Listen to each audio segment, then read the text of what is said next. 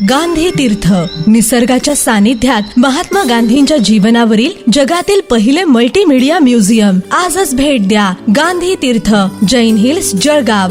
अधिक माहितीसाठी www.gandhifoundation.net वर विजिट करा. मला माहिती रोहिणी खडसे काय म्हणाले. वक्तव्य केलं होतं भाऊ, ते जे वैष्णवी आगमनाचे जे वकील आहेत त्यांच्या कानशिलात लागतो आणि असं वक्तव्य त्यांनी केलं. आता ते मोठ्या नेत्या आहेत, ते मारू शकतात कोणाच्या कानशिलामध्ये. राष्ट्रवादीच्या महिला विंगचे अध्यक्ष आहेत, त्यांना तो अधिकार दिसतोय मला दिलेला पक्षाने. भाऊ नव्हता म्हणे असंही म्हटलंय की मी जमीनदाराचा मुलगा आहे, माझ्याकडे किती जमिनी आहे ते बघाव्या, पण एक शिक्षकाच्या मुलांनी पेन्शनरच्या मुलांनी शिक्षकाचे चिरंजीव आहेत असं. मग ठीक आहे ना, माझ्याकडे शिक्षक आहे तर मग काय झालं होते.